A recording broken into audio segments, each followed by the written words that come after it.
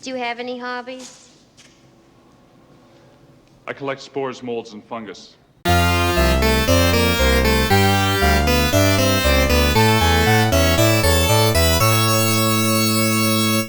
here we are in February. I haven't done videos since, I guess, the end of December. I did a channel update. I haven't done any other activity since then, so it's just, here's going to be yet another channel update. Is that legal? I will make it legal. I don't know. Anyhow, so already into February, and I've been thinking, if I was the president and I was able to sign executive orders, perhaps top of my list or pretty close to it, I would probably sign an executive order banning the use of the Wilhelm scream in movies. You know what I'm talking about? It's that ubiquitous scream that you hear from, you know, and everything from like Toy Story to Star Wars to Lord of the Rings, and it's in every movie, every action movie, it seems. Not every action movie. Like, I saw The Edge of Tomorrow with Tom Cruise. Hadn't seen that in like 10 years or something like that. I rented that recently. Fortunately, that did not have that stupid sound effect. However, over New Year's, I marathoned my started out with Hobbit and then did Lord of the Rings. It's been a long time since we actually went to go stay at the in-laws' place for New Year's. That was probably, the last time was December 2019. That was after my appendix burst and I was in the hospital. And then the next year after that was when Corona-chan happened. And then we just didn't see them for a few years, I guess. Anyhow, in years past, I had brought my Hobbit and Lord of the Rings Blu-rays and DVDs and such, and just marathoned them. I think maybe the most I ever did was like maybe 2 movies in a day. I don't think I would have ever tackled 3 movies in a day. That's just way too much. But when I say marathoning, I'm just talking about, like, you know, watching at least a movie per day over several days, and didn't finish it while I was at the in-laws' place because there's a dumb Japanese tradition, I guess, every year on January 2nd they have actual marathons on TV. And like, I was chatting with my sister and I said, yeah, I can't watch movies on the big TV because my in-laws are watching marathons.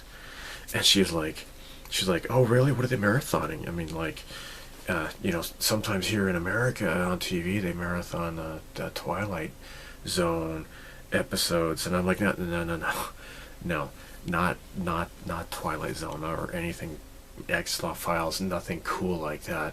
What I'm talking about is like these scrawny people who are having, like, their faces look like they're having like the worst day of their life. They're all yeah. I don't know why my in-laws watch that. My sister was like, why would anybody want to watch that? That's boring. I'm like, yeah, exactly. Totally, exactly. I have no idea why they want to watch that stuff. I think it's just dumb and boring. So anyhow, I had seen I think, yeah, it was Return of the King, and I heard the Wilhelm scream twice. And of course, like, the extended versions of all of these movies, right? And I'm like, that is so, I just get so sick of hearing that stupid Wilhelm scream. And gosh, yeah, it just pisses me off. But anyhow, I do like some Tolkien, that's for sure. My adult evening class last fall, there was one of the students. She had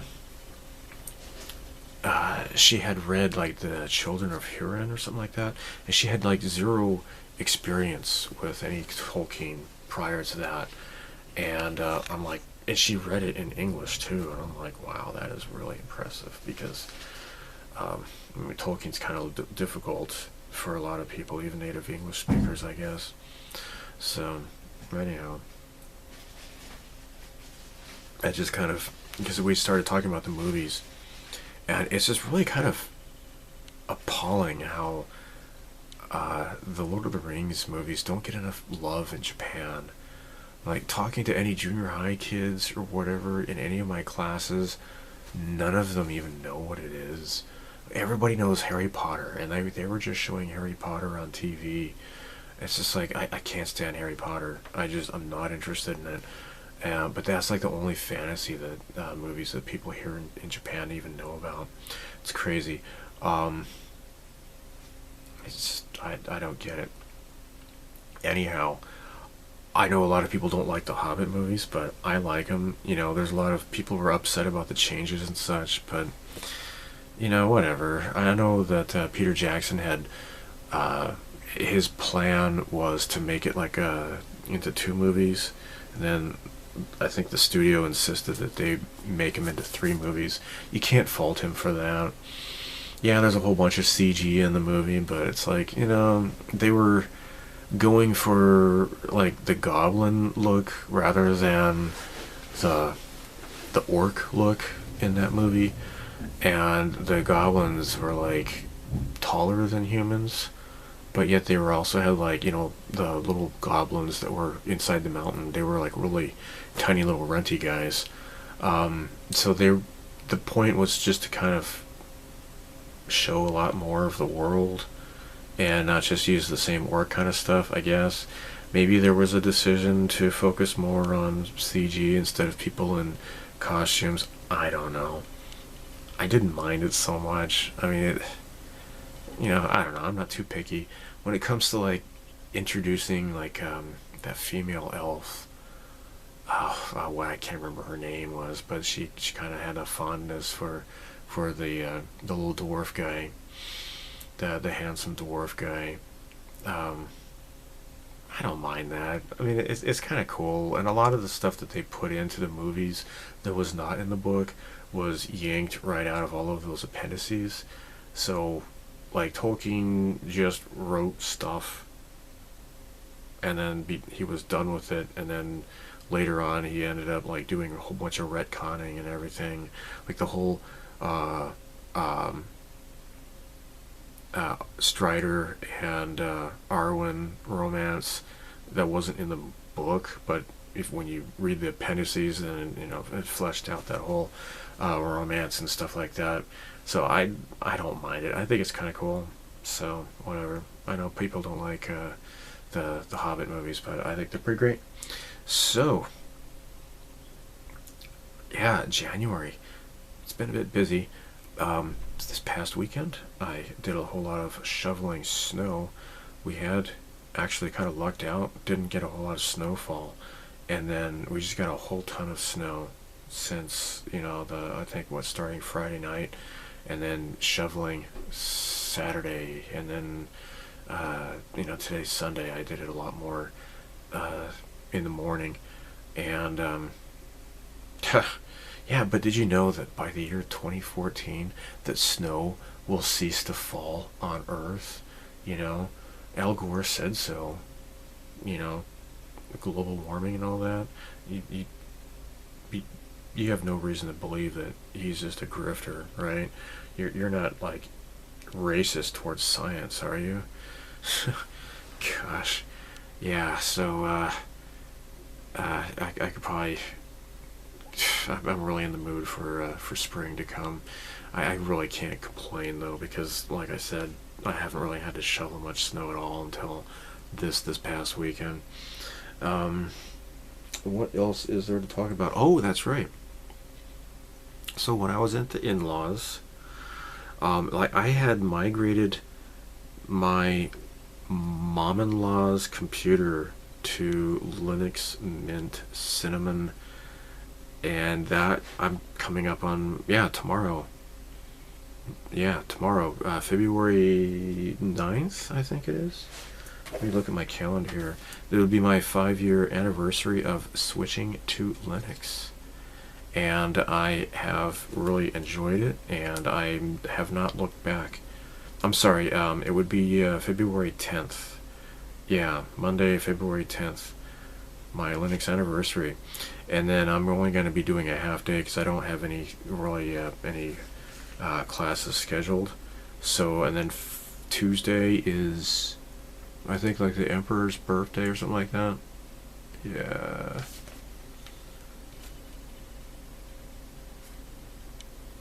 And then, nope, that's the 23rd. And what is this? The 11th is, I think that's Constitution Day. Yeah. So, anyhow, got a day off, so hopefully I'll finish this, this update video over the next few days. So, anyhow, yeah, I updated my mom-in-law's computer from Mint 19 to the new version, which is, 2021, I guess. And she was like, okay, crap, here we go. It's going to look different than what I'm used to. And, like, she was just amazed. How it's just remarkable how it looks pretty much identical to the old version, just like with a few tweaks. And I said, yeah, it's not like Windows where, you know, every new version they have to reinvent the wheel, and it doesn't even resemble the old version. You know, like Windows 95, you know, between Windows 95 and 98, it looked pretty much the same. And then XP kind of more or less looked the same.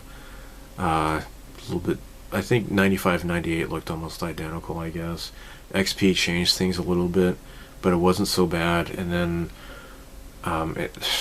7 started looking considerably different and just went from there.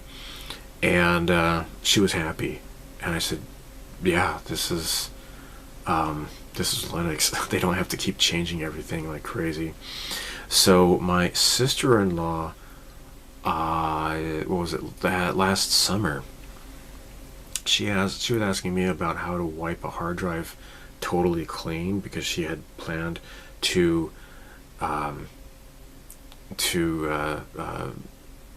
recycle her laptop. And I'm like, hey, you know, you can just, you know, let me have it. I don't have a laptop. Mine died several years ago. And I had been looking for a laptop that had been taken care of, had been taken well care of by somebody hopefully I know. And it's not like, you know, buying it online and it turns out like the keyboard keys get stuck and all that. I hate that. So yeah, she brought it when we were staying at the in-laws' place for New Year's. And yeah, here it is. So this laptop, oops, oh, there we go. It's got the Windows 8 sticker on here. And she had upgraded it from Windows 8 to Windows 10. Excuse me, and it had like considerably slowed it down. And she said that like just turning it on, the computer would be totally unusable for like 15 minutes or so. And then you know, before you can finally, you know, get it up and running and you can, you know, get into the web browser and all that. And so I installed Mint on this computer as well. So this is what it looks like. I put a bunch of stickers on here already. Alright, so I got the, well, I've got it upside down. So I got like a Mega Drive sticker, I got Puyo stickers, Pac-Man, I got some Hasegawa and Tamiya stickers on here as well. I like putting stickers on laptops because I'm a total nerd. So Yeah, that's what it looks like, and you can see the reflection of like my camera there. Yeah. Anyhow, I installed Linux on this, and then I booted it up for her to see, and she was like, she saw how much faster it was, and like this thing is not going to be upgradable to Windows 11, and I mean, already with Windows 10 it was struggling. Now it's not a bad computer. It's got like 8 gigabytes of RAM, and it had a like 750 gigabyte hard drive. Not so bad, really. Yeah, once it had Linux on it, it didn't work so badly at all. So that kind of brings me to the last thing I want to talk about before I get showing you stuff. Is that this year, 2025, in October, that's it. Windows 10, they cease support of Windows 10. And for me, it was when Microsoft had stopped supporting Windows 7. That was it. You know, I had already made up my mind to make the switch to Linux before that.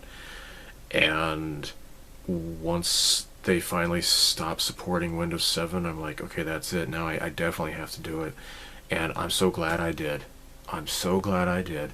It has been such a liberating experience for me.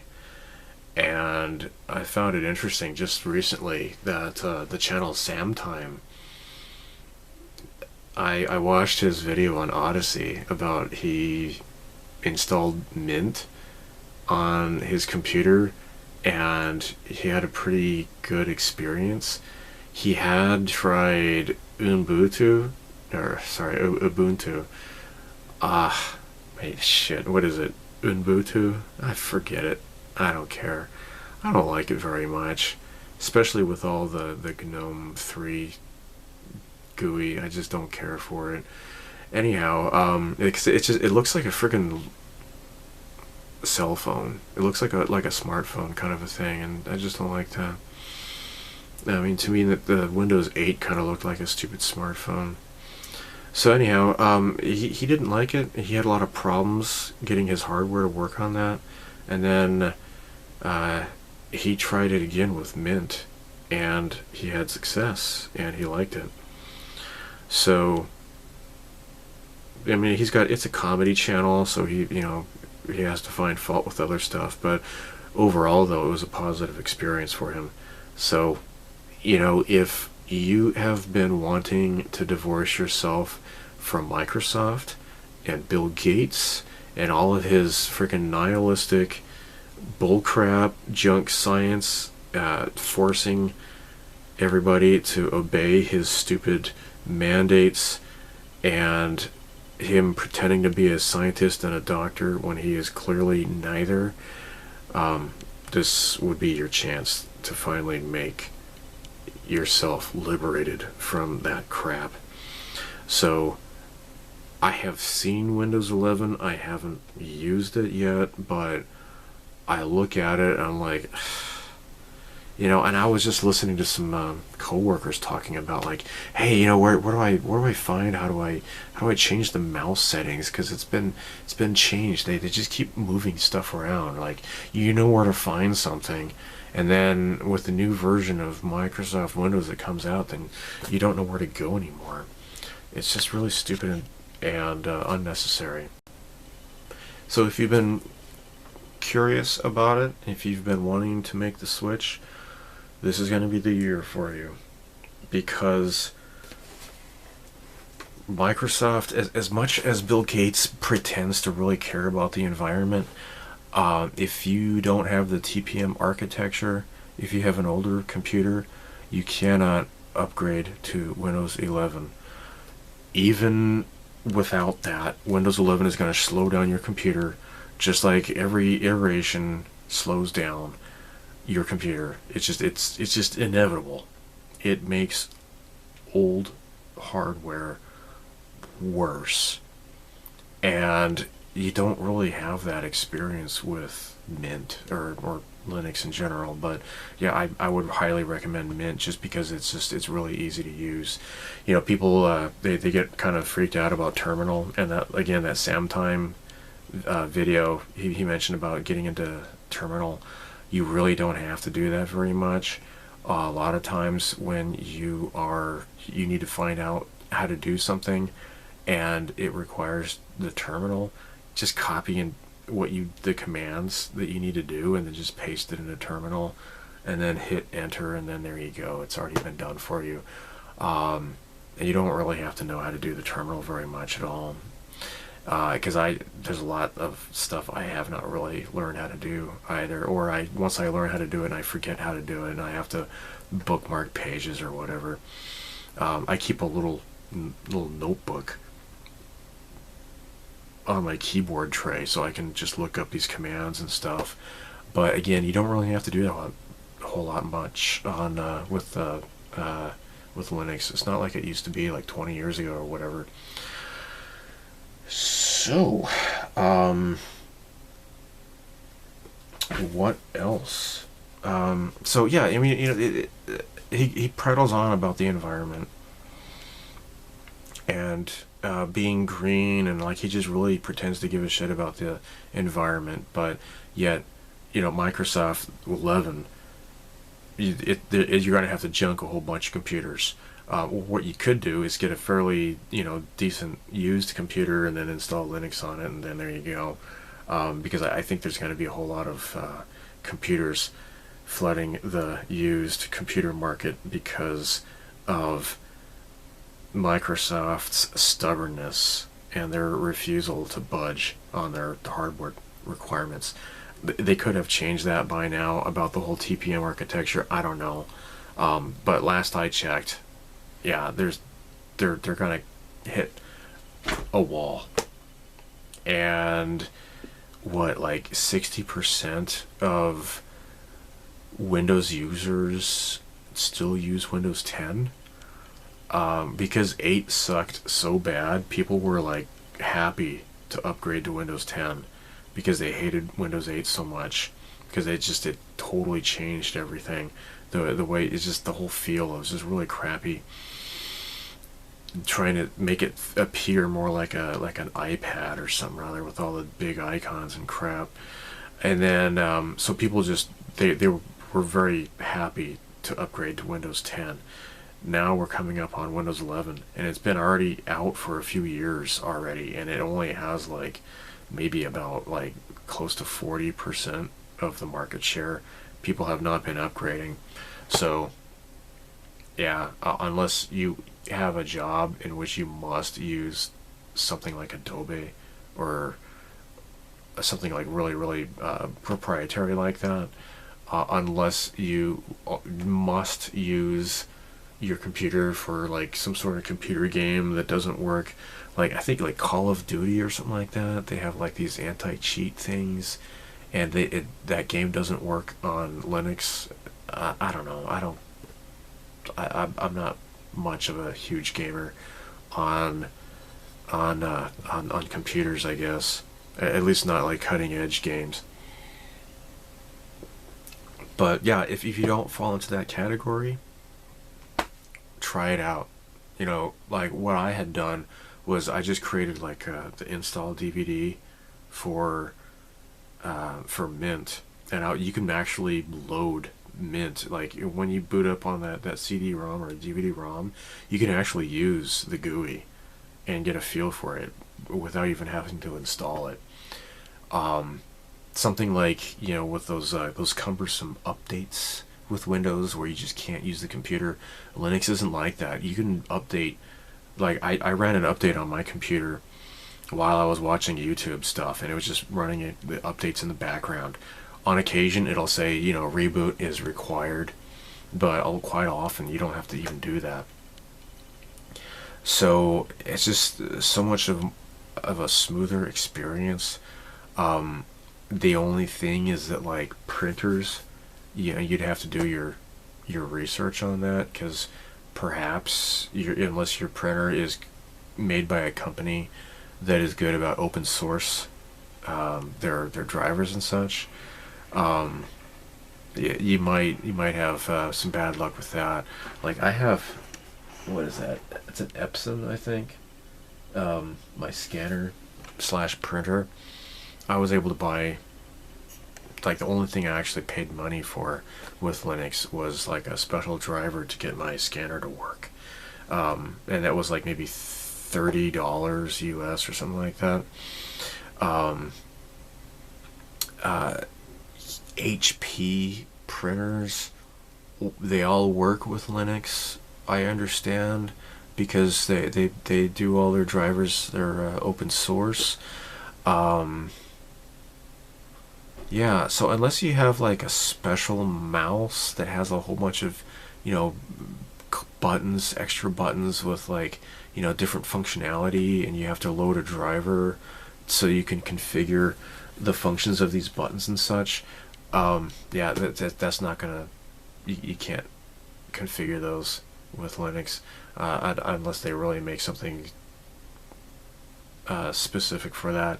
Your mouse will work just like as a regular computer or mouse, but you might not be able to assign different tasks to the buttons and such. There are some inconveniences like that, but for the most part, though, it is a really liberating experience. Most of the software I was using in Windows was all free. It was all FOSS, free and open source software. So for me, migrating was no problem because I was using GIMP instead of Photoshop because GIMP is free. I was using Shotcut for my videos because it's free. The software, I was kind of afraid that Linux was going to be more like, like how a lot of shareware is just kind of crappy. There have been very, very few programs that I've downloaded that have been crappy. Almost all of the stuff that I've tried out has worked very, very well. So it's not like a cheap, like a Kmart type of cheap substitute or anything like that. And everything's for free. Very, very few things you'd have to actually pay for. So, alright, so that's it. I have decided this year, let's talk about models and stuff, right? Got a bunch of modeling stuff, some gaming stuff, and music and such to talk about in this video. My resolution this year is to get back to the Klingon Katinga. I'm gonna do it. This is the year I'm going to give this a shot. And again, it was the stupid windows that went along this here that it just chewed up all the plastic, and the part numbers were swapped, and even then the holes didn't line up with the holes in the plastic. The photo etch did not line up with the holes in the plastic, and it ended up just getting all screwed up and chewed up. So I'm going to give this another shot, right? I have no choice but to use the photo etch because the plastic is totally ruined. And I am going to give this another shot. So I am looking at a lot of work, a lot of putty work to make it look proper, I guess. It's not going to look totally beautiful, but I don't know. I'm going to try to salvage this if I can. So I've already started a lot of stuff doing videos, and I have been recording crap. I just haven't made any new videos because there's nothing much to really upload yet, I guess. So yeah, I've got some new stuff. Yeah, that's right. So when I was at the in-laws place, and I posted this on YouTube, if you like the stuff that I post, then check out my blog on my channel, or my homepage, stevethefish.net/stuff. There I post a lot of stuff that just random, whether it's gaming or modeling and such. So I didn't take a video of the store, but there's this really, really cool bookstore close to where my in-laws live. And they have this fantastic modeling section. Last time I had been there was like quite a long time ago. I bought the Millennium Falcon, the small vehicle collection, right? This kit, and this is the original one. Then they came out with the Empire Strikes Back version, right? I bought this kit at that store, and at that time they had like maybe one half of an aisle with like just mostly Gundams and crap. But now they had like this huge expanded set, like several aisles, like both sides of the aisle, plus on the end, plus in the back, whole wall. And I took a bunch of pictures of that store. I was just amazed. That was just really, really awesome. And I picked up this, right? I built this while I was at the in-laws place, so I can show you that stuff. Yeah, let me just go ahead and show update on purchases and stuff. I feel plastic. Hey, hey, hey. Hey, look at this. Oh my gosh. It's one of those girl kits. I finally bought one. Alright, so this is 30 Minute Sisters. I really don't know what this license is about. I think there's a computer game called 30 Minutes something or other. And just like Frame Arms Girls is somehow like girl personifications of like Frame Arms Mecha. I guess this is like the same type of idea. Except this is Bandai instead of Kotobukiya. And I'm like, I don't know, I might be interested in getting one of these kits. And I really like this girl's dark skin tone. I think her skin tone is just really pretty. And she has this really cute pigtail. Her name is Luluce. Luluce. Okay. Alright, well that's how you say it, I guess. Luluce. Whatever. I don't know. I mean, she's cool. And, oh look, she's got like brown hair there. Yeah. I don't know what's going on. I really don't know anything about these kits, but, I mean, it's a pretty girl, so why not? It was kind of a... So it was kind of an impulse buy. So I wanted to get one of these kits, and I thought, I kind of like this girl best because I just like her dark skin tone. And then I didn't see her on shelves anymore. So I'm at the in-laws place, and I went to this bookstore, and they had like a huge model section there. I was like super happy about that. And I thought, oh, hey, there she is. I think I'll just get her. So yeah, I got this kit. So it's got, all the typical Bandai color separation, and that's great. So what do we got here? We have 3 different faces. Got this kind of concerned look, this neutral look, and this kind of alarmed look, I guess. I think it probably has some water slide decals for no, guess not. You don't get to make your own faces, apparently. Oh well. Well, anyhow, since I'm on vacation, I might do this as like just a quick build. It's kind of cool looking. So they have different parts for hair and such. So I mean, I like this short hair. It's pretty cool looking. They have different kinds. They have like kind of like I think if I've seen like they have like a nude torso and a nude waist. I don't know why you'd do that. I mean, it's not like you could see her cooch or anything, but they do have that available. So The optional hair parts are kind of cool.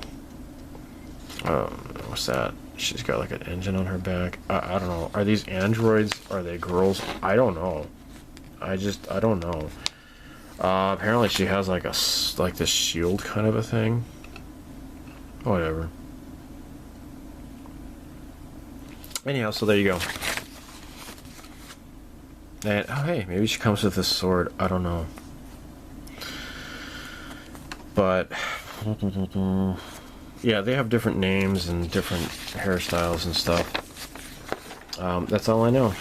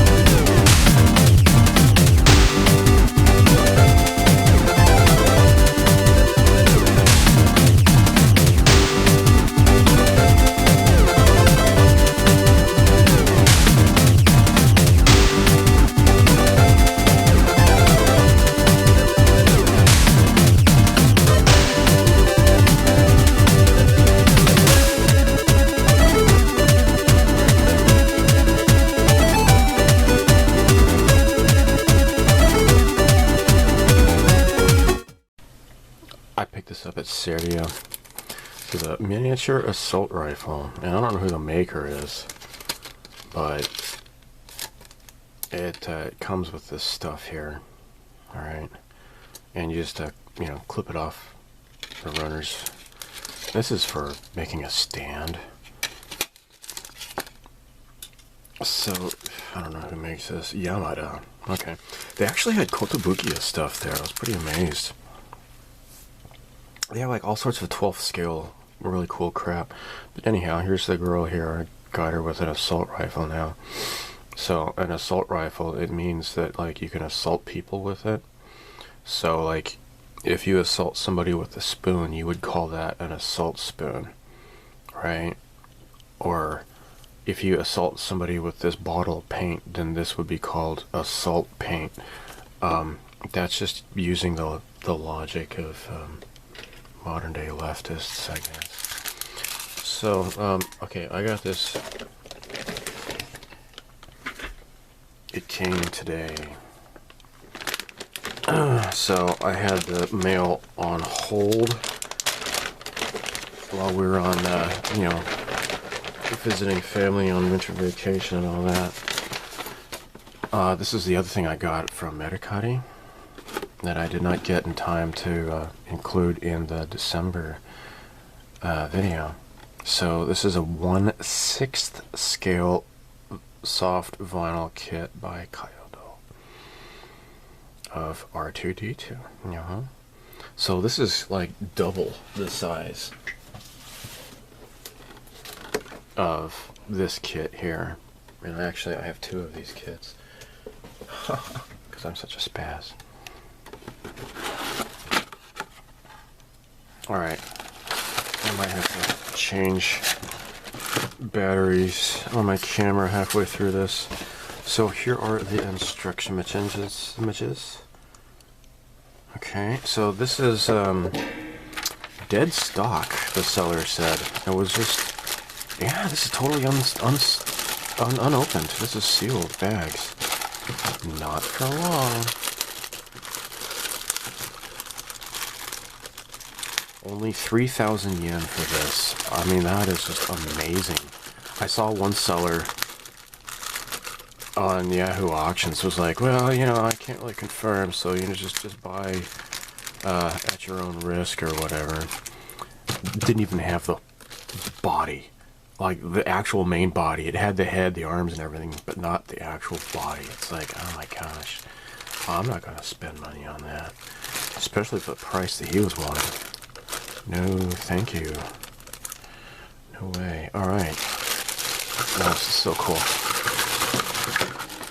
This is so freaking cool, I swear to God. Oh my crap.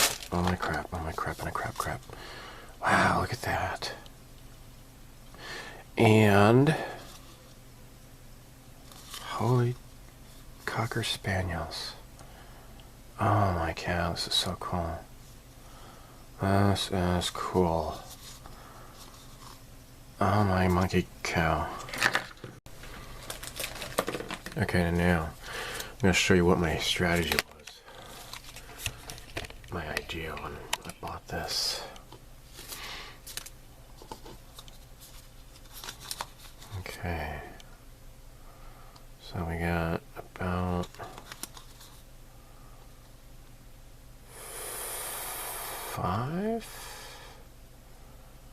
4.5, 5, and it's also tapered here, which means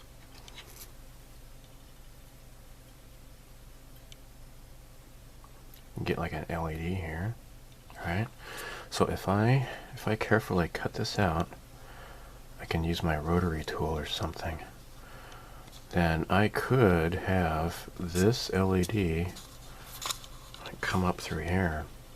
You can't see it very well, right? But yeah, I would have to definitely light block it.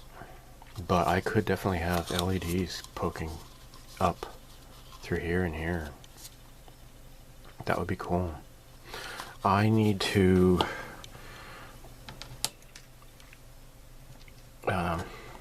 kind of refresh my memory on R2-D2's head, but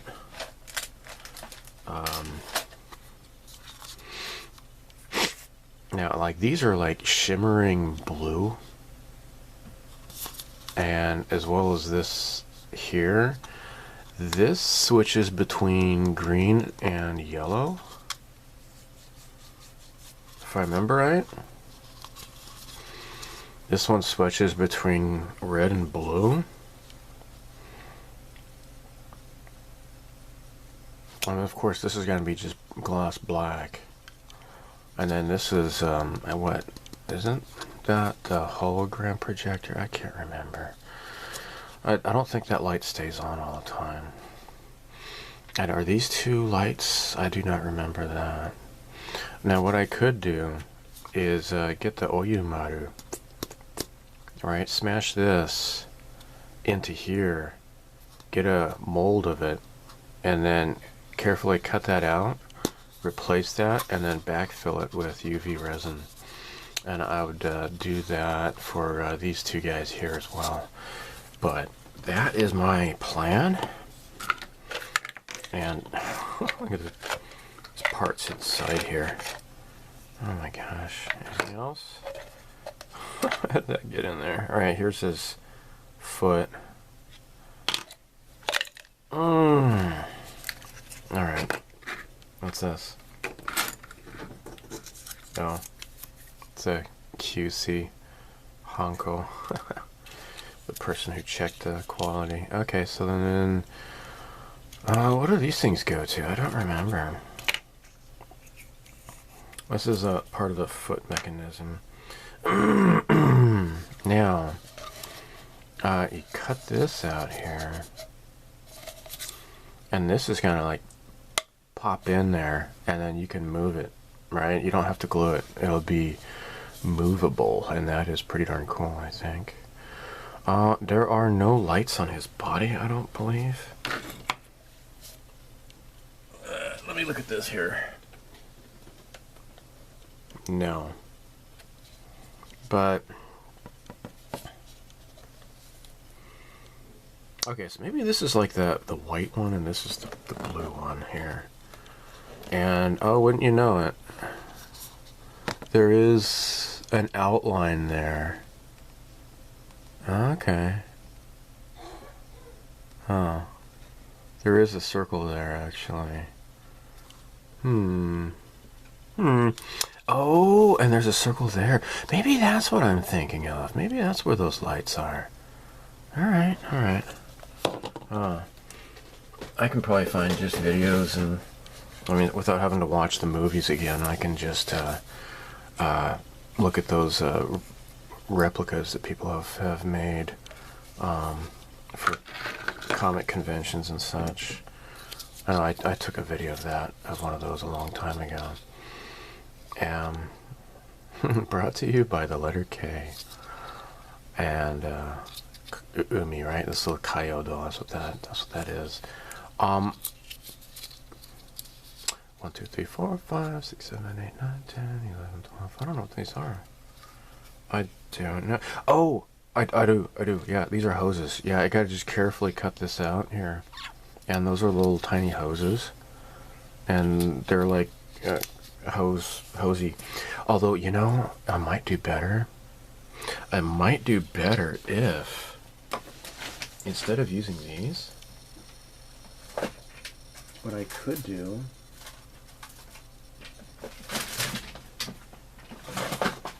and I have them in black. Can use these springs here. And yeah, see, here are the black ones here.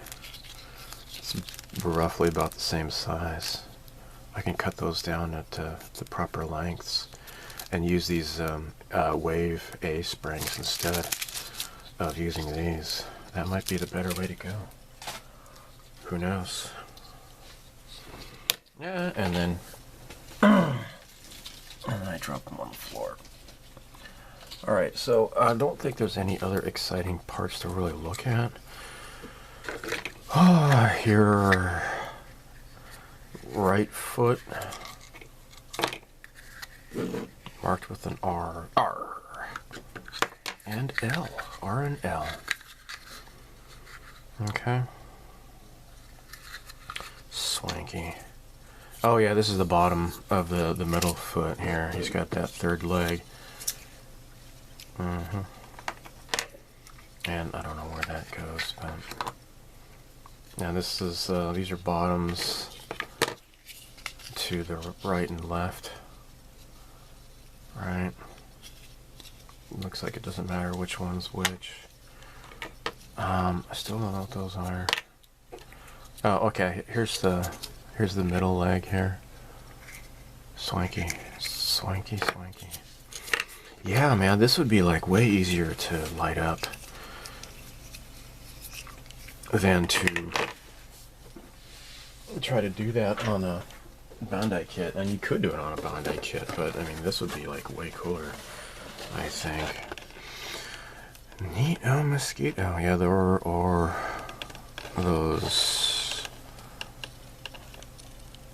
legs there. So it gives Mr. Color paints, but I'll be doing this with sofubi, V-color sofubi paints instead. So, very cool. It says here to use fluorescent pink. Well, okay. I guess so. So, yeah, super duper frickin' neato. Okay, so that's part... No, okay, so here's the parts list. I'll just make sure to confirm all the parts and then contact the seller. But, what is that?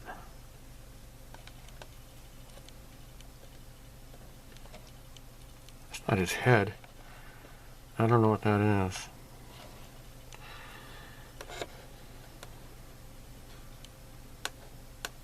It says A, the painting separation. But what is A? Parts 9. Ami? Parts 9.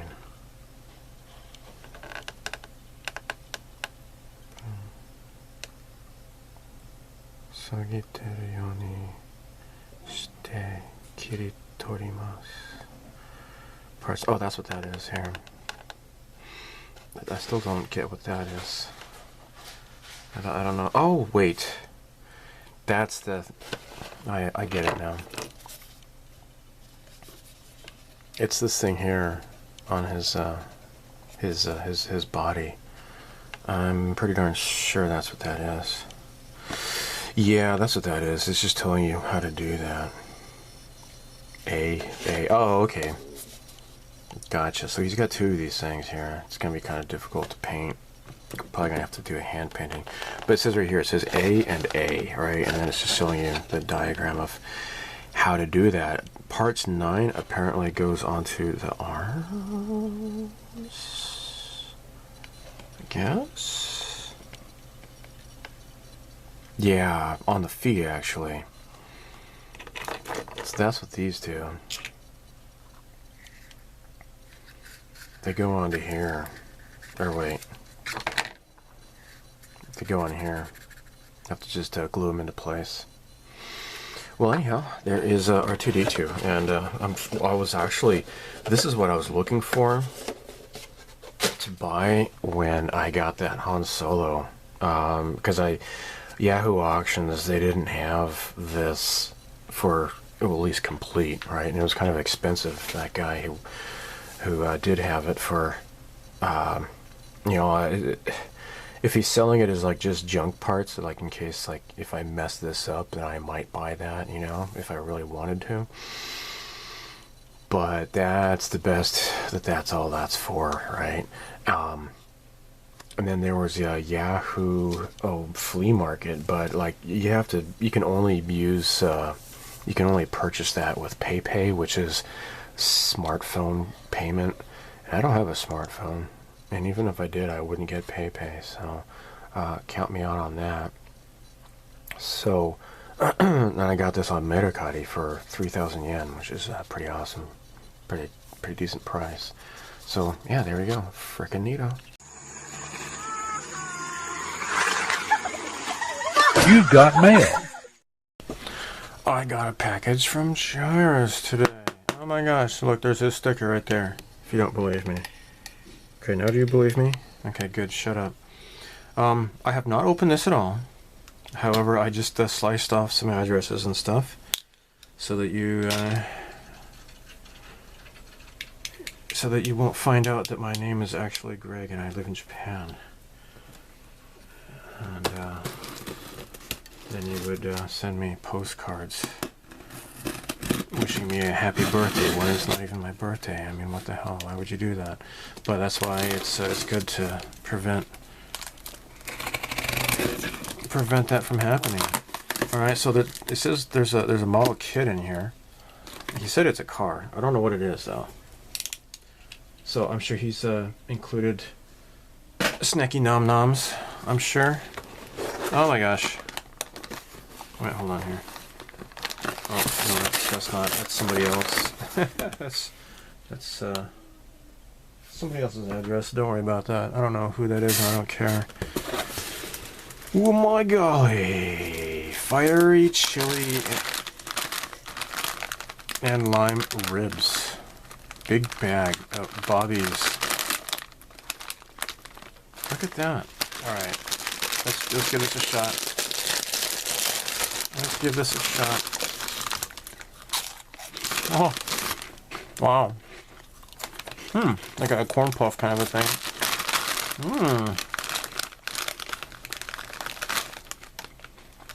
Suitable for vegetarians.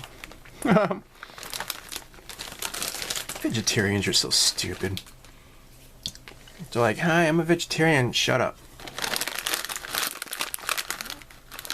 Crispy bacon. Yeah, take that, vegetarians. You're not getting this. Crispy bacon. 20% extra free. The Smiths. I love that band. I guess they're making snacks now.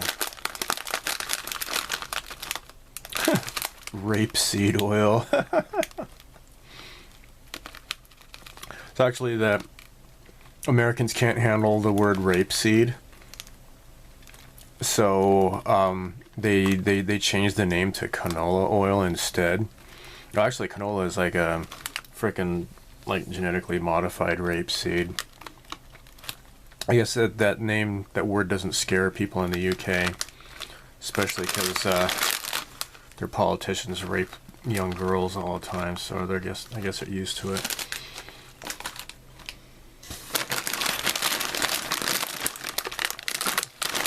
Not that American politicians are any different. Hey, pigs in blankets flavor. Oh my cow. Splendid selection. You see that? It's splendid. Hand-cooked crisps. The reason why people in the UK say crisps instead of potato chips is because they don't say potato, they say potato. And, I mean, how could you not feel silly when you say potato? So instead of saying potato, they just kind of just ignore that word and they just call them crisps. So, oh, look at that. Oh my gosh. Oh hell. Oh, there's that rapeseed oil again. Oh my gosh. I see Hikaru. Oh my gosh. Alright, here we go. Oh. This is freaking yummy. Alright. I gotta say, potato chips from the UK, fantastic. Potato chips from Japan, fantastic. Other countries, maybe not so much. Yum.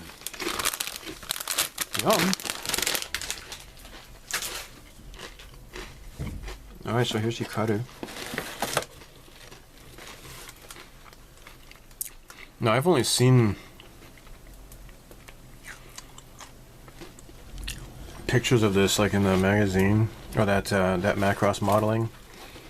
Now I had a Hikaru figure. I had Hikaru, Roy, Minmei, and Misa. I ended up selling them all, so I just got this one back. Comes with a 1/144 scale Valkyrie too. So it's basically, yeah, it's the same kit, right? It's by Imai. Because it comes with eye decals, as you can see inside the bag there. Can you see that? Of course you can, shut up. And so here, yeah. And it's got a little Gyruss Valkyrie. How is that not cool? It is cool, so shut up. I need to get a drink. How come this is not coming off, man? Yeah, I don't want to have to rip. No, you know what? It looks like I have to. That's pretty nice detail. Comparing this to the, what is this, 1/60th scale? This is by RDE. It's kind of crappy, it's kind of clunky. So it'll be cool to build this guy here. Much better detail also, I think. Neat. And then here's the stand that you put it on. That's pretty freaking cool. Oh my gosh. So are these potato chips too, man. I'm gonna go back to the fiery thingies. Alright, what's this card here? Oh, a Christmas card. Dear Greg, I don't know why I bother with you. You're a goofball. Your friend, Rich. No, he doesn't say that. That's great. That's great. A bit delayed, but then again, so was the box I sent to him. Hey! Savanna. Oh wait, I got some stuff in between here. Get all the way out. Get all the way out. No way. This looks like a resin figure. And I've been really into doing figures lately. I haven't done any electronics kind of stuff at all. Oh man. Alright, what is this? What is this? What is this? It's Sailor Mars! Oh my crap! It looks like he was working on filling in some bubbles or something, bubble holes. Look at that! Yeah, I'll have to do some work on, you know, sanding that down, but... Wow! That is great! It's Sailor Mars. Resin. Man, that's cool. Oh yeah, this is the coolest so far. This is a pretty freaking cool. And this looks really, really familiar. Alright, hold on. Pork scratchings. Traditionally seasoned pork rind snack. Oh my gosh. Pork rinds. I like them. It's not something I can eat more than like maybe once a decade or so. But they're pretty good. And he gave me this again. Oh, I love you. Not only one, but two. He gave me this last year, and I'm like, wow, these are freaking awesome. And, oh my gosh. These are freaking yummy. Alright. You have to watch that other video to see that. And what do we got here? Minstrels. Galaxy Minstrels. Wow. I just think about like these people who travel about the galaxy singing songs and stuff, but you can't hear them because they're in space, right? So they got like this astronaut suit on with a guitar, but because there's no air in space, it doesn't, you know, the guitar strings can't vibrate the air, so it doesn't make any sound, and it actually doesn't sound so cool when you think about it. Supporting empowering women. Young Women's Trust. Oh, good for women. I mean, share with and enjoy it with family and friends. Or perhaps people you don't even know. I mean, it's a free country.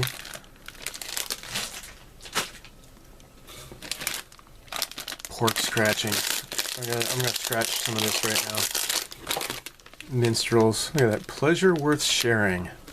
Well, it might be so pleasurable that I might not want to share. Oh, it smells so delightfully evil. Oh my gosh. It's so weird. I mean, but it does taste good. It really does. Oh my gosh. Alright. Alright, now here we go. Yep. Blue Savanna sun. Somewhere across the desert. Who was that? That was Erasure. I had that on audio cassette in high school. I am very familiar with this because I used to work at Aoshima for a very brief time. Savanna RX7 IMSA, whatever that stands for. Is it a 24-hour race? Because I would say that's kind of dangerous. I mean, unless they just drink lots of coffee. But even if they did that, they'd have to keep stopping the car to go pee all the time. And, I don't know. I'm not really into car racing, so I don't know how that works. Unless they tag team, like, they do like a what do they call, like a Chinese fire drill or something like that, and they get out and change seats, and then I don't know what a 24 hours is, but here we have a car, an RX-7. It's a Mazda, and yep, that's right, it even says Mazda up there. I told you so. Oh my cow, this is great. This is great. And it's one of those older model kits, right? So it's got like the goofy battery, all right? It's not like really realistic. It's got the battery pack inside there. It looks like the seats are normal size though, so that's good. It's not like one of those little midget seats, because it's like raised up inside to accommodate the battery. And I really need to get a drink. Powered by rotary, whatever that means.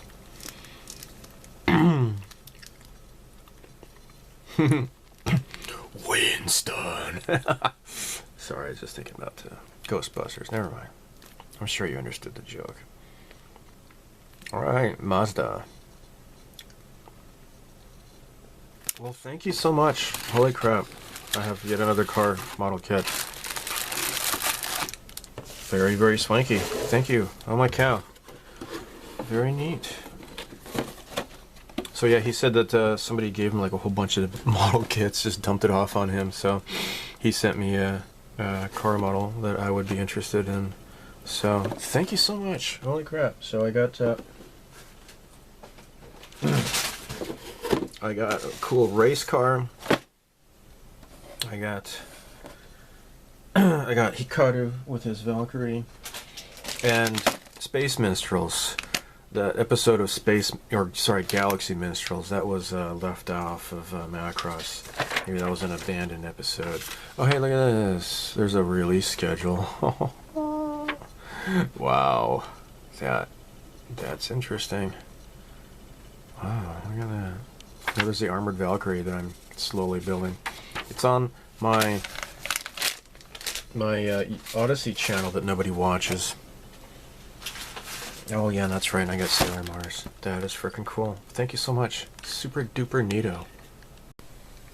Something I can add. This is the old boxing before everything became uniform and standardized. This only has a Japanese a description of the car. However, my short time working at Aoshima, I'm pretty sure I did the English translation to this. They had me doing English translations for a whole bunch of this stuff. Pretty much all of the model kits that they were releasing going forward.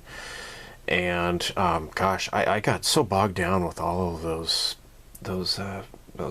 motorcycles, those 12th scale motorcycles. Pretty boring, not really my cup of tea. The descriptions were like pretty small. I did learn a lot about the World War II airplanes though, about how, you know, the Daimler-Benz engines from Germany were in the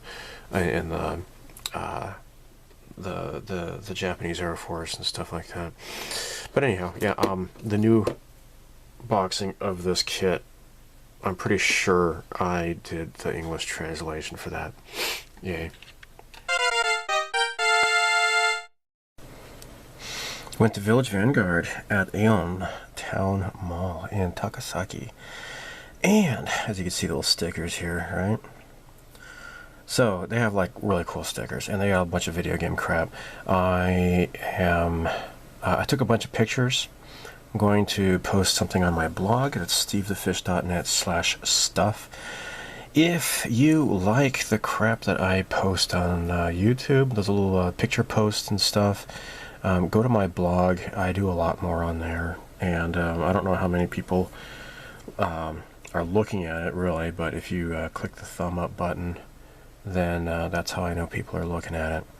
There are analytics stuff, but, you know, whatever. So anyhow, yeah, and I think if you push the button, there's a subscribe or something like that. You can get email notifications whenever I post something on there. So yeah, if you like the things I post on YouTube, then go ahead and check that out. Alright, so first, I got a neat-ass Pac-Man sticker. I can't get enough Pac-Man stickers. Oh my gosh, man. Now, this is pretty cool. It's just HP hit points, right? So, I don't know what game this is supposed to be emulating. They had one that was like a bunch of hearts, kind of like Zelda. But I got this one instead. I'm going to put those on my laptop. Now, these are Puyo Puyo. So this is the blue Puyo. And they had like the stickers of all of the different Puyo Puyo colors and stuff. And Batankyu. This is what Arl says in Puyo Puyo when she loses. Assuming I just burped. It means something. I can't remember. But yeah, these are all the little different Puyos. I thought those were cool. I gotta put those on my laptop. Alright, so now let us look at this. This is that which is neat. Oh my gosh, man. Space Invaders Table Book. Space Invaders 45th Anniversary. They've had this at Village Vanguard for quite a while. I've noticed this over the past few years. Yeah, so I finally got it. So, like, here you can put your coffee here and put your tablet and stuff. It's kind of multi-purpose kind of crap here. And so yeah, it comes with there's a little book here. You can eat your sandwich and stuff. Isn't that neat? And you put your tablet there, smartphone or whatever the hell. And oh look, it's kind of modular, isn't it? Look at that. Huh. You can oh, okay, half size. Okay, well let's look at this. Okay, so it says a table book, but it's not really a book, but it kind of is, except it's not. So we got Space Invaders Forever. That's Switch, PlayStation 4. Now, I really love Space Invaders Extreme. I've got number 1 and number 2 for my DS, and I also got Space Invaders Extreme for Switch, which I think is kind of like a cross between the first two games. They're all kind of the same. History. Oh yeah. Yeah, I've done a video of this before. This is the Space Invaders Frenzy. It's a gun game. It's pretty fun. I posted about that on my blog as well. But yeah, I did a YouTube video about that. There's the original cabinet and the stand-up cabinet. Pretty freaking neat. I have this really cool Space Invaders Parker, like a jumper. And it's nice and warm. I wore it last night actually. It's really, really nice. It's getting kind of frayed though. I'm kind of sad about that. So, Space Invaders goods. Yeah, I got that one. I haven't built it yet. It's a nano block Space Invaders. That's so cool. And interview, which I'm not going to read. This will take forever to translate this. I love that. The little cushions though. I need to get one of those, I swear. And here's a congratulations message from the Iwatani, the guy who made Pac-Man. Frickin' Pac-Man and Space Invaders, man. That's just so cool. So yeah, this is different ways to use it. Canada Dry Ginger Ale. That's great. Alright. So, let's open this guy up. Yeah. Neat stuff. Neat stuff.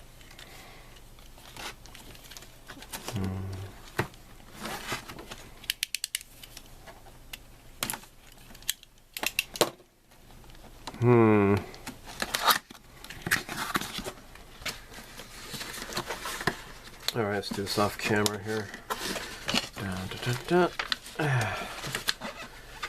Come on.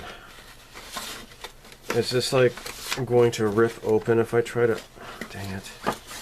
Alright, maybe just open it this way then. Maybe it's not meant to come out that way. Alright, I guess This is the best way. Oh. Okay. Silica gel. Do not eat. Dangerous. At least that's what they want you to believe. I'm teasing. I'm not stupid. No idea what the hell that would do to your stomach, actually. I don't know. Expand or something? I don't know. Give you diarrhea at least. It's so cool. So what was this about half size? I don't know. That's cool. Alright, let's look at this here. Go camping with this, yeah. So cool. Space Invaders. I'm gonna put your cup here. That's great. Now I do not have a tablet. I don't like them. I don't have a smartphone either. I don't know. I don't know what I'm just not going to use this, I guess, but that's pretty freaking cool. Now, it's just kind of just all plastic, so. Oh well. I was hoping it might be kind of like a tin or something or other, but I guess not. But yeah, that's pretty cool. Space Invaders. Okay, I think this is what they were talking about. It's kind of like a book, right? So if you want to just do it like this, you could do it halfway that. I thought there was like a halfway, you know, like a smaller size or something of the whole, but I guess I was just being stupid. I didn't try reading it, I just was looking at the pictures. But anyhow, yeah, you can fold it in half or you can flip it out like this. That's pretty cool. Isn't this cute? This is a gashapon. I got this at the mall. This is a Gundam color, Mr. Hobby. I don't know why it's hollow like that, but yeah, isn't that cool? Look at that. It's like a little paint jar, except it's like super tiny. Let me zoom out and show you how tiny it is, right? So, like a regular Mr. Color is like this big, right? But it's just like super tiny. I think, I don't know. Maybe I'm gonna attach it to my lamp here. Let's zoom out here. So I got Carbuncle, I got this Macross Valkyrie.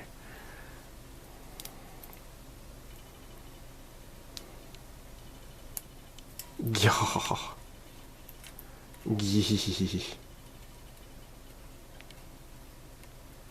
Come on. Oh, butt crap. Get up here, you stupid dork knob. Here we go. Perfect place. Hanging this off my hobby bench lamp. That's cool. Although I think I'm going to turn it around now. That would be more better, I think. More better. There we go. Yay. Happy.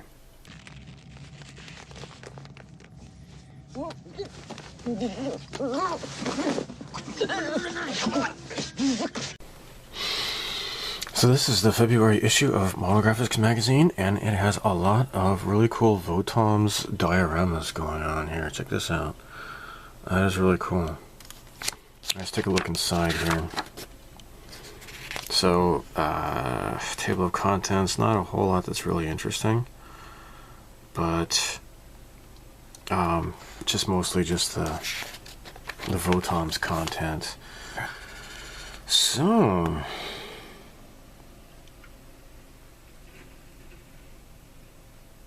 and November 1st to the 17th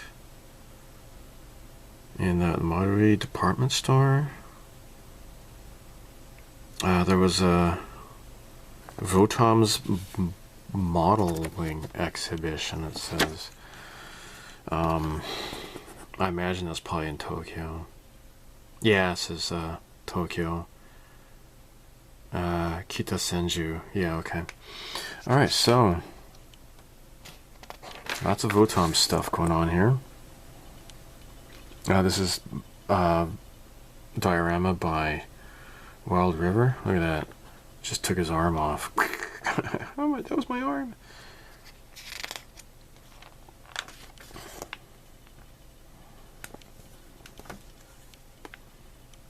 Really neat stuff.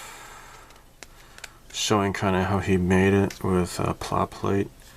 Cutting this stuff out. Look at that. That's a nice little scratch. That's pretty amazing.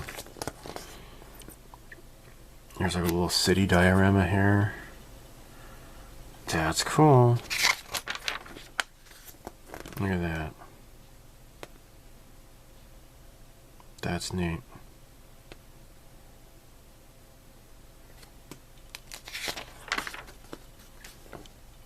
This is just, you know, anime areas where they got the inspiration from. Wow, look at that. I don't remember this, actually. So a crash spaceship through the roof or something or other. I don't know what's going on here. But yeah, look at that. So there's that. And totally represented it with models. And it shows how he lighted it and everything. That's pretty cool.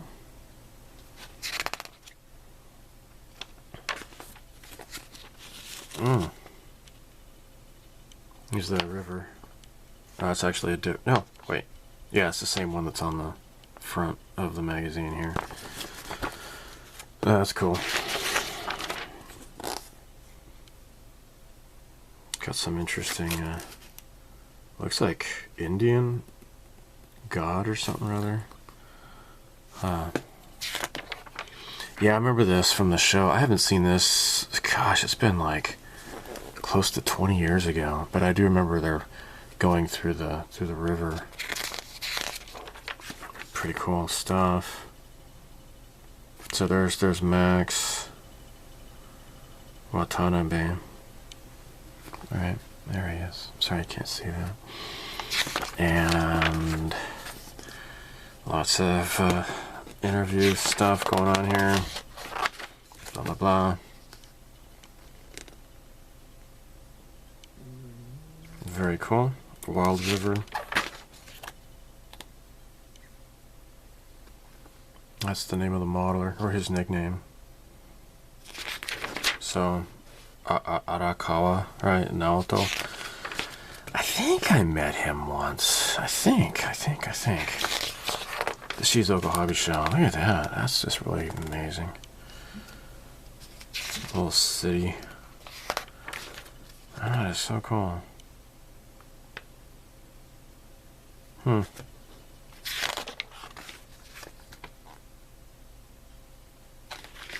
So what? Sandworms? I don't know. I don't remember this at all from the anime. So here's that modeling exhibition. A bunch of photographs from that.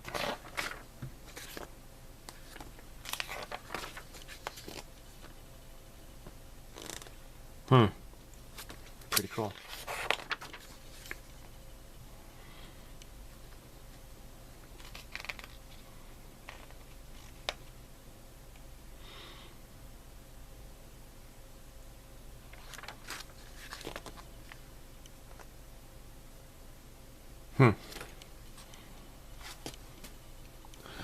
Nice weathering on this one here, with all the scratches all over it. I like that. Oh, that's cool. This one's firing. It looks like, yep, it's got some LED action going on here.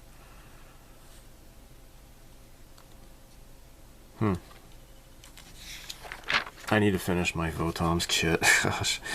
So, yeah, here are Gaia Notes, Votom's paints. And I guess that's it. So the rest of the magazine is not very interesting, I guess.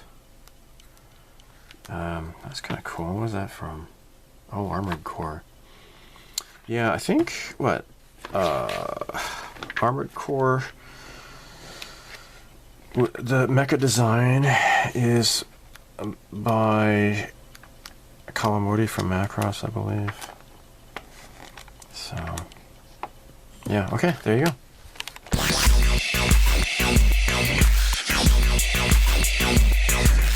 So the first game I want to show you, this is actually a game I got maybe a couple years ago. I only played like just a couple minutes of it and I kind of forgot about it. I got it on a good sale. This is CrossCode, and it is very, very, it reminds me a lot of Secret of Mana on the Super Nintendo / Super Famicom. It's got like 16-bit inspired graphics that are just really beautiful. Very, very beautiful. I mean, it's got a lot of lighting sources and such that, you know, Super Famicom wouldn't be capable of. But anyhow, it's really cool. So you play this girl named Leah, and it's like a virtual world, or kinda. It's kind of like a online MMORPG that, you know, as you can see here, there's like distance attacks, and then there's melee attacks. It's like a virtual world, but it's in real life, and so people kind of are in like an android that they control. So I mean, it's real, but it's like it's not virtual reality because it's actual reality, but not. I don't know how to explain this properly, but anyhow, it's just a really, really cool game. And so it kind of emulates like a MMORPG, but it's like it's not, because it's just a game that you play on your own. But the way that the story progresses, there are other characters, and they will have to log out and then log back in and all that. So it gives you like a sense of playing an MMORPG without being an actual MMORPG. And you know, there's no way I've never been interested in that kind of thing, because you know, you have to, I don't know, if you want to like go like raid some dungeon or whatever, you have to like promise that you're all gonna log in the game at a certain time of day, and I just don't like making promises like that, because you know, day by day my life will change. You know, even when I was a single person, it's just, yeah, I'm just not interested in that. So anyhow, this game will give you that kind of a feel, but it has its own story, and it's really cool. So, like I said, it's very, you know, Nintendo 16-bit era type of inspiration, but really, really beautiful.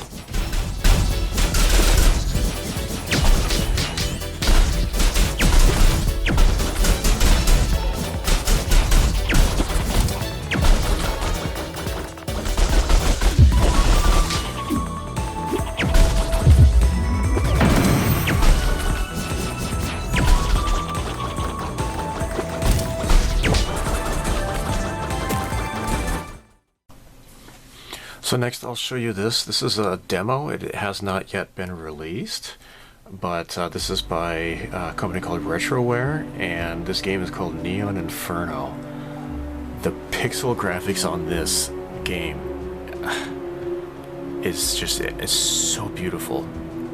So immediately you have this immersive music, very Blade Runner inspired, neat anime characters. This is so beautiful. So you have two characters, a guy and a girl, and it doesn't matter which one you play because they both perform the same way. So I'll just show you arcade mode. So, you know, she's freezing her tits off in winter, and then she gets her phone call. So you're a bounty hunter. So this is like in a cyberpunk future New York, where you got like this Yakuza or Mafia type people you have to fight against. And also you've got these, you have to deal with the New York police as well, because they're corrupt and stuff, I guess. So this game is like a cross between Metal Slug and I would say Wild Guns, which is another wonderful game on the Super Famicom. And actually, I have Wild Guns on Steam. It was re-released on Steam. So you can duck, you can parry, and when you parry, you can deflect gun bullets back at the enemies, but not the ones that are like the rectangular bullets. Those ones are you have to dodge them. You cannot parry them. So you come across these places where you have to fire into the background, and this is where it's very much like Wild Guns. So you got the enemies that are in the foreground as well as in the background.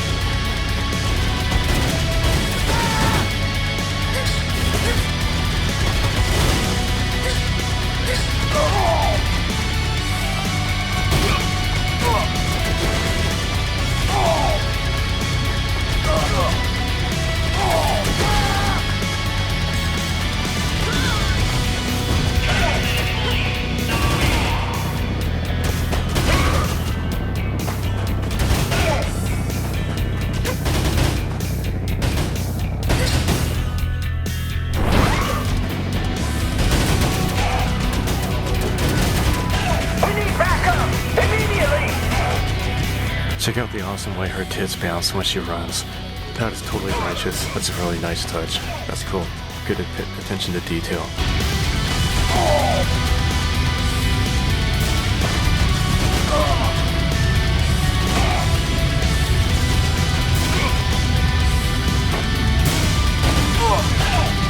So you'll notice that the police are also at war with the gangs, so both sides will be fighting you and each other as well, so you kind of use that to your advantage. So sometimes the gangs, when they're firing at you, they'll hit the police and vice versa.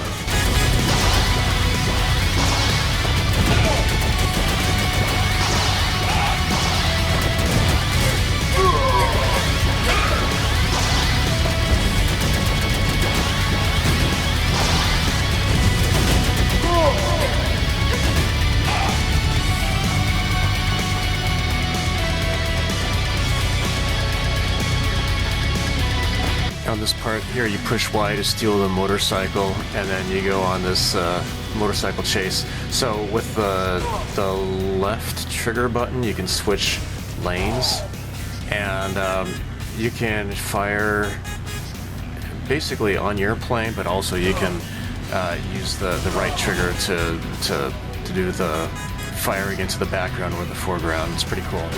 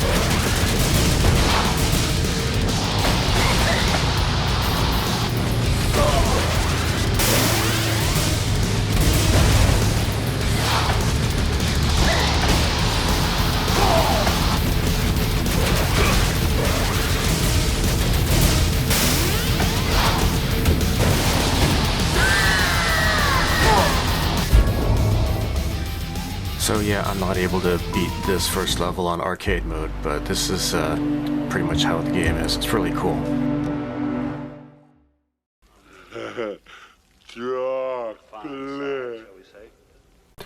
So I've shown this before. This is the cold months special chocolate.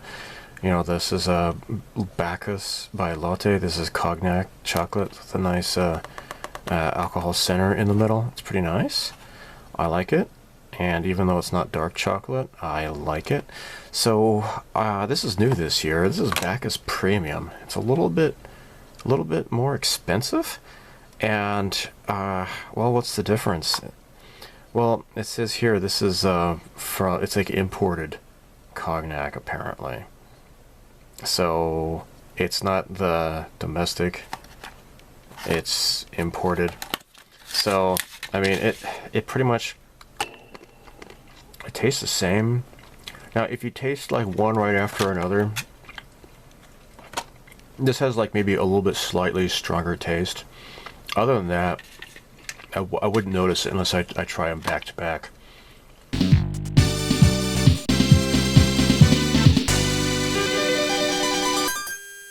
So these comments are not on any of my videos, but this was a video I saw by a user named Eric Parker called Microsoft Finally Gives Up, talking about crap with Windows 11. And this one guy said, Windows 11 so bad it made me switch to Linux. And 2.5 thousand thumbs up, and with like 214 replies. Almost all of them are people saying, yeah, I've made the switch to Linux. It's just like comment after comment after comment. I mean, a couple of people are like, oh, you're stupid or whatever, but most people in this thread are all saying that, yeah, me too, I switched to Linux, and it's worked out for me. So after Windows, like this one guy says, after Windows 10 support ends, I will switch to. So if you are wanting to give it a shot, I recommend, highly recommend, switching before October, because you want to make sure that you're able to do it before the big switch. I think kind of, you know, you can test it out, just slowly slide into it instead of just, you know, abruptly going from one to the other. I mean, I kind of did that. I just went from Windows 7 to Mint, and I more or less, it was okay with me. It just depends on what level you're at, how you feel about Linux, because I did have some Linux experience prior, so I wouldn't recommend just going directly from one to the other. Do your homework first and see what you could do about any sort of compatibility issues, but yeah, give it a shot first and then go from there. That was very interesting music. Music acquisitions. I bought this on Rakuten.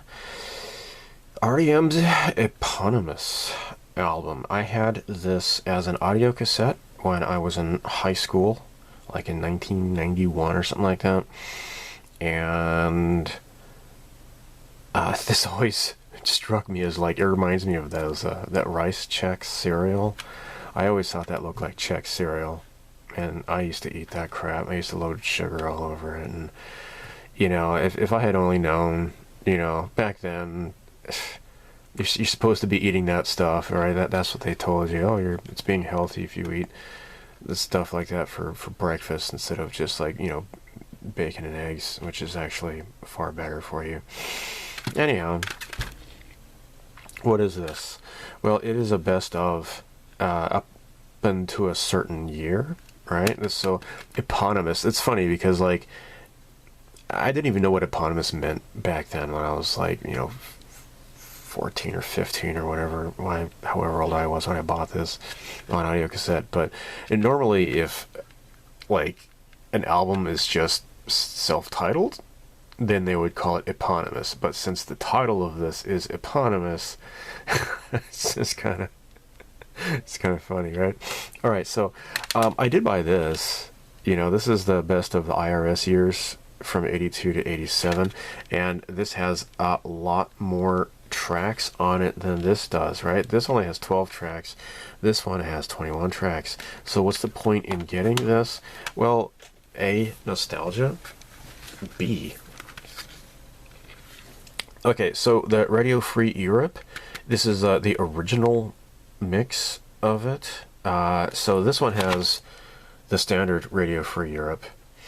This one has an original version with a little bit faster tempo, almost kind of like a punk kind of a speed to it. And track number 2, Gardening at Night. The original version that you have on the album, I forget which album it was. I had it actually, but I can't remember which one it was. Michael Stipe's voice is just kind of like a murmuring, like I think that's the name of the album was Murmur. I think. Actually, I think it's written in here. He's just kind of like barely whispering. And Gardening at Night, it was on Chronic Town EP. Yeah, I had that. I had the Chronic Town EP. It was I think like a four track audio cassette that I had. Anyhow, in this version, his voice, he's singing normally, like he's always sung with like any other song of his, and I like that version better. Okay. Thirdly, track number 8, Romance. This is from a soundtrack to a movie that I'm not familiar with. Finest Work song, track number 11. There's actually horns in it. It's just slightly different. If you're not paying attention, you wouldn't notice it, but slightly different. So, this one ends at It's the End of the World as We Know It. So this album was released, I think, in 88, I think, 89, I can't remember. Yeah, 1988, right? So, this is IRS Records. So, yeah, I mean, if you're only going to buy one, I would say go with this. But for me, nostalgic purposes, and especially the nicer version of Gardening at Night, this is the reason why I got this CD. So, yeah, fun times, very nostalgic, and yeah, I've gone on for the past few years. I've just been going in high school type stuff and old radio and all that. So, yeah, neat stuff. So, a viewer/friend, I had talked about the Curve CD I got, maybe it was last year, and he said, hey, you should get Doppelganger. So this was his recommendation. I bought this on Rakuten Horror Head. This song, I loved it to death, and I knew it was by Curve, but I just kind of forgot about this one song of theirs.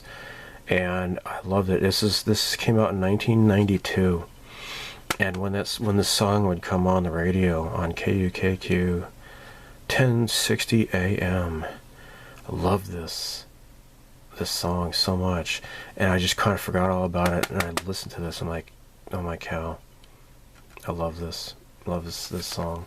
So yeah, this is another Curve CD. So now I have 3 of them. I got this for like 200 yen, and I paid more for shipping than the actual CD cost me. It's like 500 yen for shipping or something. So yeah, pretty decent, neat musical grab. I think I might be using one of these songs in upcoming video or something. I don't know. I'm thinking about it. In 1993. The song Cannonball by the Breeders was a huge hit.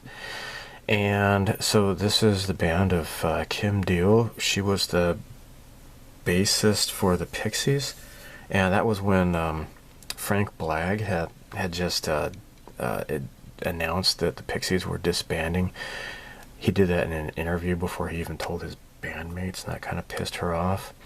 So, but anyhow, this is from 1993. So on the radio there was Divine Hammer. That was another one. I'm not sure about, I don't know. My sister had this album at the time, and I listened to it.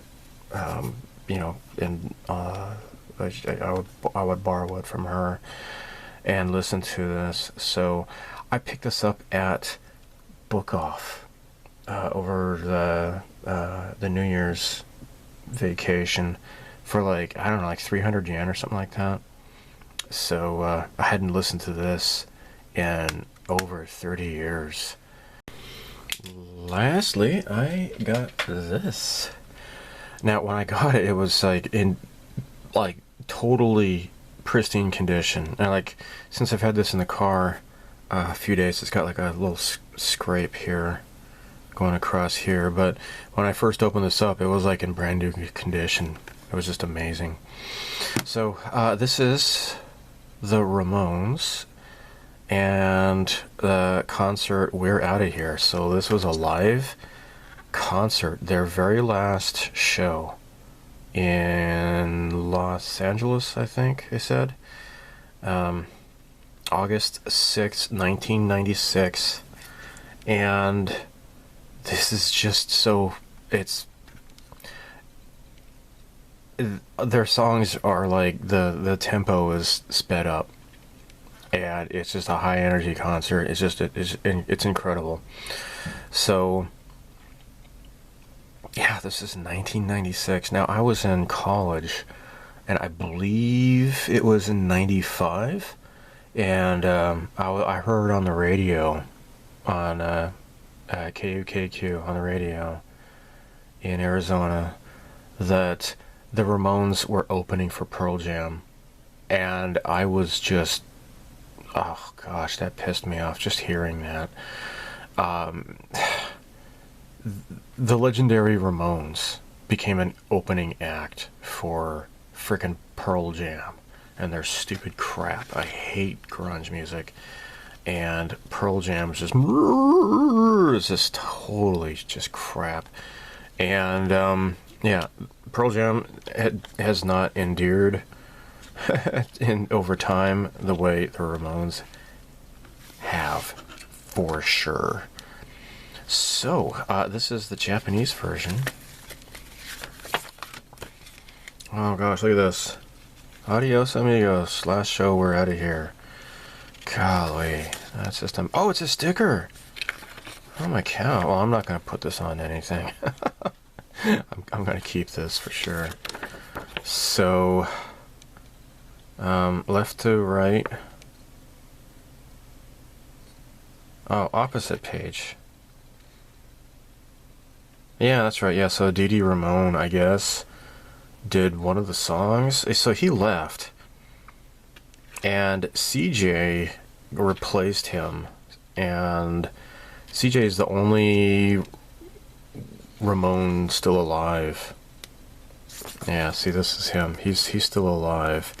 Joey died, Johnny died, Marky died, Didi also died, and yeah, CJ, he was the younger guy that they got to replace Didi, who continued to write songs for the band but didn't play with them for some reason. I don't know why. Oh, look at this, Eddie Vedder. Frickin', that's him right there. Yeah, I had just pretty much given up on radio by that time.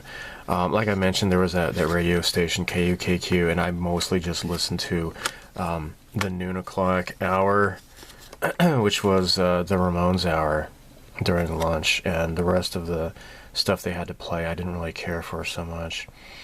But yeah, this is the Japanese version. As you can see, it's got the spine. Alright.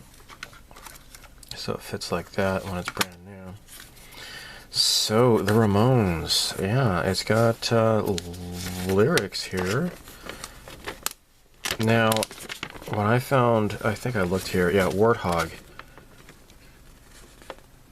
Yep, this is not the right lyrics. It's drunks and bitches and junkies and fags. And it's just, this says drunks and visions and junkies and ... Artificial body, no, artificial phonies. I hate it. I hate it. That they didn't even get the right words here, so I'm sure. Yeah, death is the price of birth. What? No, it's the price I pay. Oh my gosh, they can't even get the frickin' lyrics right. So whoever did the lyrics on here is just a doorknob. Then again, this is a pretty fast song, so...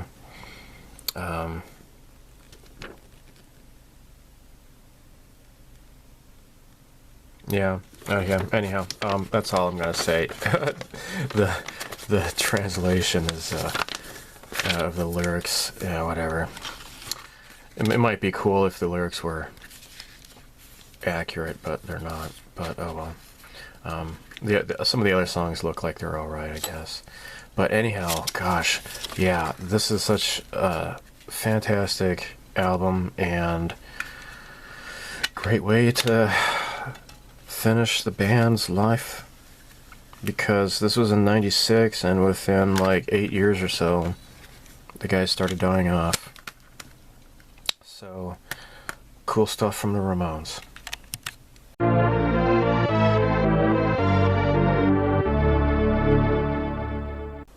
So normally I don't really keep tabs on arguments that I've had with people.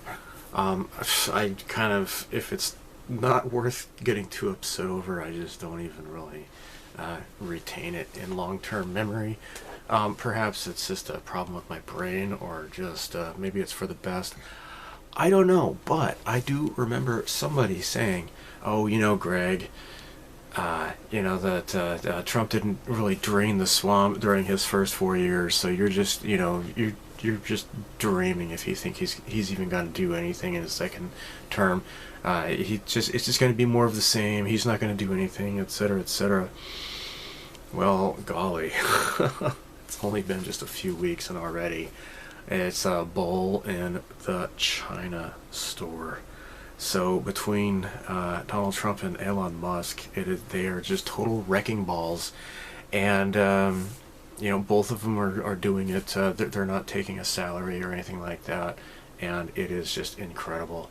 So now leftists are really, really upset because these slush funds are being exposed, right? So of course the big news as of this recording is the whole shutting down of the USAID stuff, just exposing just incredible wastes of money. It goes beyond just like freaking, I don't know, lesbian puppet shows in Uzbekistan or something like that, or whatever. This is being revealed now that U.S. taxpayer money is being used to subvert the culture of Colombia and Serbia and all of these like myriad of countries. And not only that, but the money's going straight to like big pharma. I think I read that like Pfizer is like number 2 of the recipients for USAID money.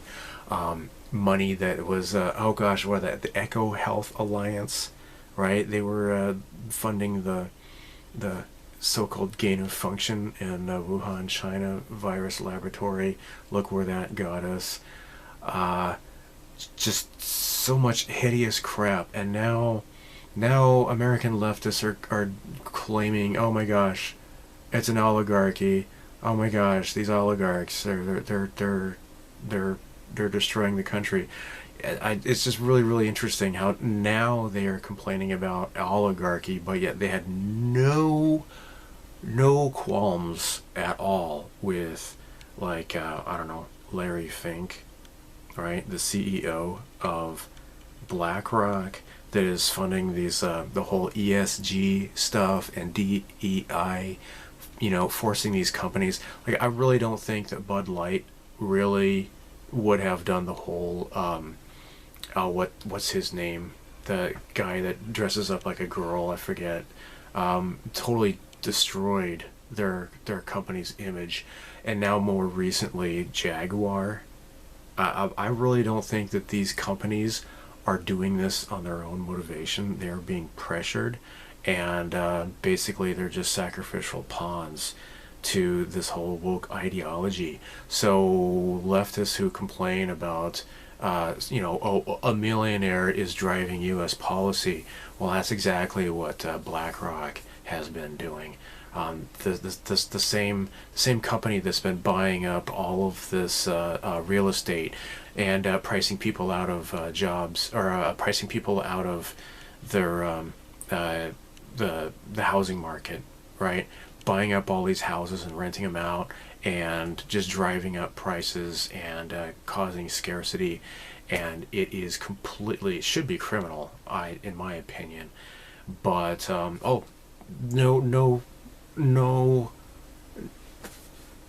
not at all. No complaints about that whatsoever. No, it's the same people who fancy themselves as being anti-establishment are the biggest apologists for the establishment, for the big corporations, for big pharma, for the military-industrial complex. There's no bounds to their hypocrisy. It is just completely stupid listening to them now complaining. Okay, now we have Trump and Musk, and now all of a sudden we have an oligarchy. What about like the whole rest of all these billionaires? All right, so there is. I just mentioned Larry Fink, right? How about Bill Gates? Not a scientist, not a doctor, but yet he is pushing forward all of this bullcrap, right? Now, what about, and I can't really go into much more detail than that, or else I'll be censored on YouTube, of course. But that son of a bitch, I can't stand that guy. What's next? What about Klaus Schwab, right? He's an oligarch, right? He runs the World Economic Forum. What about George Soros? Right, he's making like basically the USAID his own personal treasury, as he funds chaos in the United States, in Sri Lanka, and Bangladesh, and India, and probably also Serbia, definitely in Ukraine, and all of these Libya and all these other countries, Syria.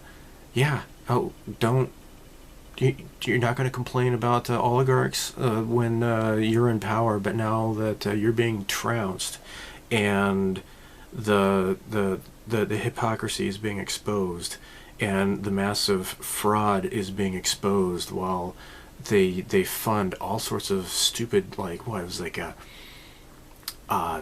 gender reassignment surgeries in Guatemala, like millions of dollars being sent to that. Otherwise known as genital mutilation. It is completely insane. But that's the type of oligarchy that they like. Apparently, they're not going to complain about that whatsoever. And but now that Musk is exposing all of this stuff, then now all of a sudden they're opposed to the oligarchy. Totally hypocritical, totally stupid. And they keep complaining about, oh, we didn't vote for Elon Musk. Oh, he's an unelected official. Okay, if you're going to complain about unelected officials, are you going to complain about the WHO? Basically, the WHO had been trying to force countries to, drive their policies. I can't go into too much more detail than that, but I'm sure you know what I'm talking about, with all their mandates and everything, and relating directly to Bill Gates. So yeah, Bill Gates, the unelected official, the WHO, the Tedros, the president of the WHO, who is involved with like all sorts of scandals and genocide and everything in Africa. No problems with that whatsoever. No problems whatsoever about the World Economic Forum and how they're pushing policies.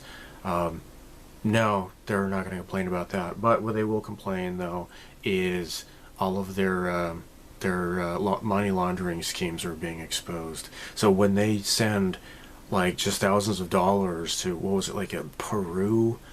Was it Peru for some sort of like a gay comic book or something like that?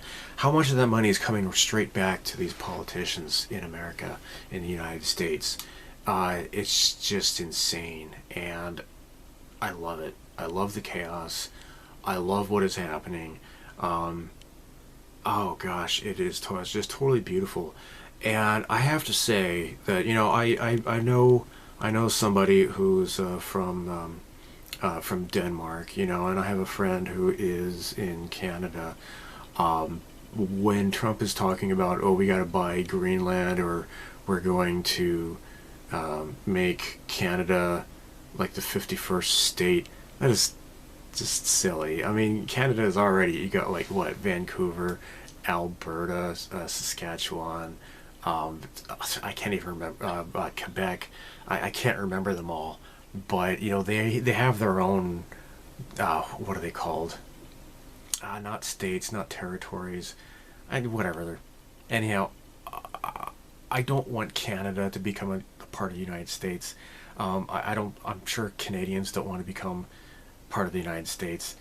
It's just that President Trump, he just, when he's going for the negotiation, he goes to like the opposite, complete extreme, and then in the negotiation process, he walks back, and then he gets what he was originally after. But when he starts out, it's like just blustery, and it's funny because the same leftists who say that Trump is just a blustery blowhard and he shouldn't be taken seriously. His followers, Trump's followers like myself, don't take him seriously, but yet they do, and it's silly. It's like if I was to say to a friend, "Oh, hey, I'm going to the store to grab some eggs.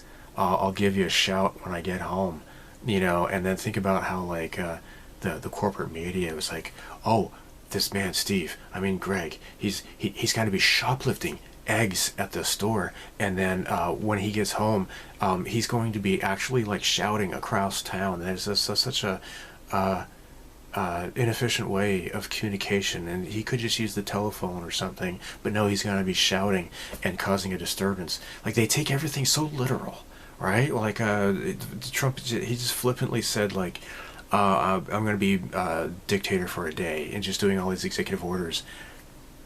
That's good, and it's exactly what he did. He kept all his promises, not all, but like a heck of a lot of them, right? Starting on like day one. So busy. He wasn't like, sniffing kids. He wasn't eating ice cream or taking a nap or all this other Biden crap. Now we finally have an actual president of the United States again, and me here in Japan. I need America to become America again, because if we have strong leadership in the United States, then all these other countries are going to be hopefully falling in line, and like, for example, saying no to the WHO, saying no to the Green New Deal scam. Oh my gosh, carbon dioxide molecules, holy shit. It is complete junk science. WHO shoves junk science on people. Al Gore shoves junk science.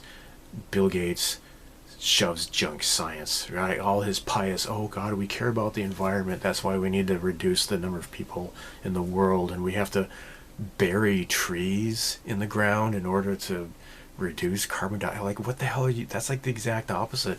And I saw like an interview with Bill Gates, and somebody was like saying like, what about trees and as a way to reduce carbon dioxide? And then he just like, he was caught in like something like so obvious that he's such an idiot, and then he's like, well, are we on the side of science or idiocy? Because that's stupid. It doesn't work. Bullcrap.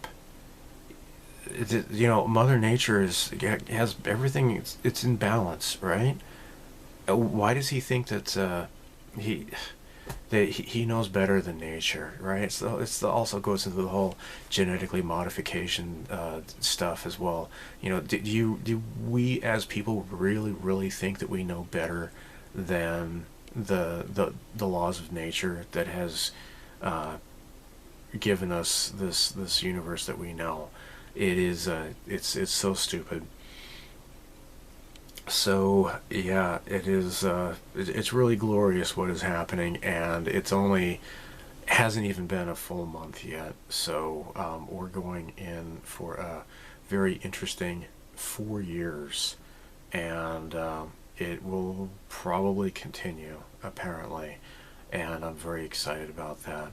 So The only thing I forgot to mention so far in this video, and I had intended to mention it in the beginning, is that I had posted about this as well in that the YouTube posting function.